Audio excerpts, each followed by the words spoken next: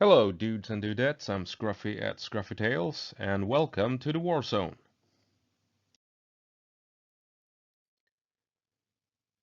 And in this video, we will be taking a look at why it is important for Ukraine to get American Abrams main battle tanks. And I'm willing to bet it's not for the reason that you might think. Now, I've done one or two videos on this topic already. Made one before the big Ukrainian counteroffensive, and in that video, I came to the conclusion that the Leopard 2 was more important for Ukraine than the Abrams. Obviously, now after the counteroffensive has lost some steam, the situation has changed, and the Abrams has gained a lot of relevance, if you ask me, and I will explain why. But I will be repeating myself a bit, or quite a lot, to explain to new viewers what's going on, and then I will explain exactly why the Abrams has become really important for Ukraine. Now, to begin with, the Abrams is a really good tank. There's nothing wrong with it. It has proven itself in 2 wars against Iraq, and it took part in the legendary Battle of 73 Easting. There's nothing wrong with it. It works. It is fully capable of fighting a war and winning a war. Um, it's a very good Western tank, just like the Leopard 2, just like the Challenger, and just like the Leclerc. These Western tanks are all solid armored vehicles. However, the Abrams wasn't the best choice for Ukraine at the start of the counteroffensive. That was before we knew the exact situation of the Russian defenses, obviously. Uh, but at the start of summer, at the start of the offensive, the Leopard 2 was actually the better choice for Ukraine compared to the Abrams. However, now that we uh, have seen that it wasn't as easy as many of us thought it would be to punch through the Russian defenses, and as the war has evolved into a grinding, slow-moving war of attrition, this is where all of a sudden the tables have turned, and the Leopard is not what Ukraine needs anymore. Ukraine, all of a sudden, really needs the Abrams instead. And I'll explain why this is. I will go into how the Leopard 2 and the Abrams have compared to one another in trials and tests, and what the actual strength of the Abrams is in terms of a long campaign.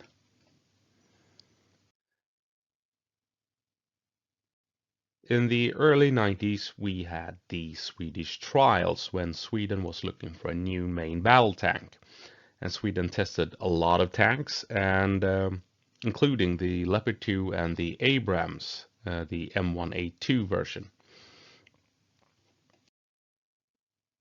And what the Swedes found in these trials, among other things, was that the Abrams required twice the amount of fuel as compared to a Leopard 2, which obviously has an impact on the logistical side of things. But also, it affects how many tanks you can move into combat. For instance, for each Abrams you can move up into contact with the enemy, you can move up 2 Leopard 2s. So the fuel consumption uh, is obviously a quite important part of the equation.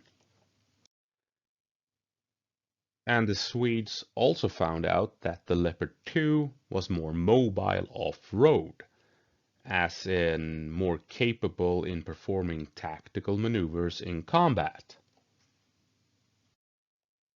So not only could you get more tanks into combat, you could also more easily outmaneuver an enemy if you went off-road and into the woods and into rough terrain. And to finish it off, the Swedes also discovered that the Leopard 2 actually had better armor than compared to the export version of the Abrams. So the Leopard 2 had more protection than the export version of the Abrams. Now moving on to more recent times, the Strong Europe competitions and the Iron Spear tournaments, where countries and armies compete against each other with tanks and tank crews. Sorry. And in these competitions, it's pretty clear that the Leopard 2 stands out, especially when compared to the Abrams. So, out of 6 competitions in total, the Leopard 2 has claimed the first spot in 4 and only lost to the Challenger 2 one year and the Leclerc another year. And in all these competitions, the Abrams has never really excelled at all. And it has never really impressed at all either. Consistently, it has been the Leopard 2 that has dominated these competitions and tournaments. And based on this, at the start of the Ukrainian counteroffensive, I felt that Leopard 2 was indeed the better tank for Ukraine than the Abrams, simply because it was a more maneuverable, better armored, and more combat effective tank, and that it would serve Ukraine much better in this attempt to blitzkrieg through the Russian lines. However, as we've found out, the Russian defensive line was a bit trickier to overcome than anyone anticipated, with these massive minefields being in the way. And we have now reached a point where Ukraine no longer need Leopards, but they actually need Abrams. And to get an idea what the Abrams brings to the table for Ukraine, we need to go back to World War II and the American tanks of that conflict, the M4 Sherman, to be more precise. The Sherman wasn't the best tank. It never was the best tank of World War II, far from it. But it was a very good tank. It was good enough, and more crucially, the United States built a lot of them. And I mean a lot of them. Enough to not only supply the United States Army, but the British Army and even the Soviet Union. Right? So you had a good tank, not the best, but it was good. And you made them by the thousands. So that is how the Sherman in the end won World War II. Quantity over quality. It was good enough, and they had thousands upon thousands of them, and that ensured an Allied victory in the end. And this is actually the true strength of the Abrams. Because the Abrams, it isn't an exceptional tank. It is not a beast in the world of tanks. It doesn't provide anything special compared to, especially the export version. It doesn't provide anything special when you compare it to a Leopard 2 or a Challenger 2 or the Leclerc and so on. It's an okay tank. It works. It does the job. It's good at what it does, but it's not exceptional. However, the United States has thousands of them.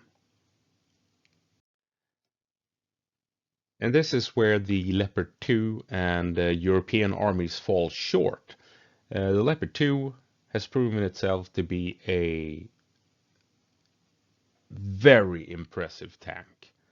But European armies only have so many of them. They can't send in more to Ukraine, basically, because then the European armies have no tanks of their own. They can only supply, Ukraine with so many tanks. That is why the Leopard 1s are being shipped over, because European countries don't need those tanks, but they need the Leopard 2s. It's a different story with the United States, because the United States has thousands of tanks and the industrial capacity to build even more tanks in relative short order. So when Ukraine loses Abrams in the fight, which they will eventually, United States really does have the ability to quickly reinforce Ukraine and replace losses with new tanks, something that European armies simply aren't capable of doing in terms of the Leopard 2s, and certainly not the Challenger 2s. So this is why the Abrams is really important for Ukraine.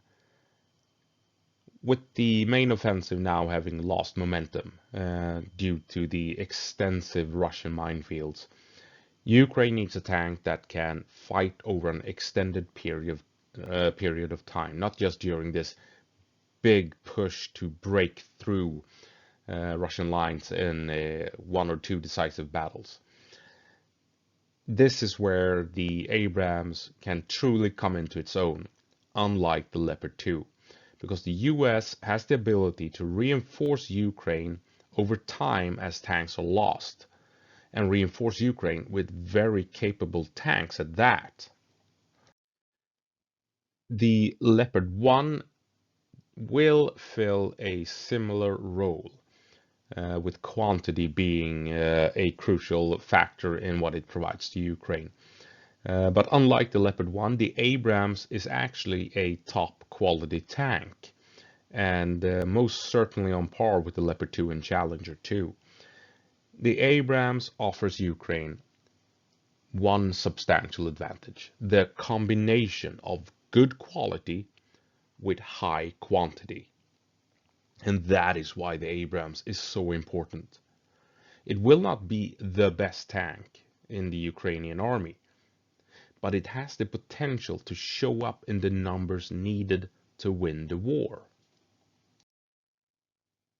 So even if the Abrams has struggled going up against the Leopard 2 in various trials and tournaments and competitions, it can still be the crucial armored vehicle that Ukraine needs, because even if Ukraine starts losing Abrams, the US can just send in more. That is not something that is possible with Leopard 2s. If Ukraine loses Leopard 2s, then they won't be replaced. So this is why, despite not being the best tank, just like with the Shermans, the Abrams could be exactly what Ukraine needs in order to win the war. So that's it. That's why I've changed my mind on the Abrams. I still believe that at the start of the offensive, the Leopard 2 was the tank that Ukraine needed. It was the best tank for trying to breach the Russian lines. But as time has progressed, they no longer need the best tank around. They need a tank that is good enough and that can be supplied in large numbers, and that is the Abrams. Sadly, though, I don't think they will get all the Abrams they really need, so they will have to rely on the Leopard 1, a less capable tank, but one that will exist in large numbers. And but hopefully, United States will be able to keep supplying Abrams to Ukraine as Ukraine loses tanks in combat. They will lose Abrams without a doubt. And I really hope that United States will keep supplying new tanks, new fresh tanks to Ukraine so that Ukraine can keep up the fight and eventually kick Russia out of Ukraine. Because that is truly what the Abrams brings to the table. Uh, it doesn't outperform the other Western tanks at all, to be honest. But what it does bring to the table, it is quantity. And quantity is well and truly a quality unto its own. We just need to take a look at the Shermans of World War II to realize that. So, yeah, with summer over and we're heading into winter, yeah, I'm willing to admit that Ukraine really needs the Abrams more than they need the Leopard 2s at this point. And with that, I will have to call it a day for this video at least, and go på marsch Ukraine. Give them hell.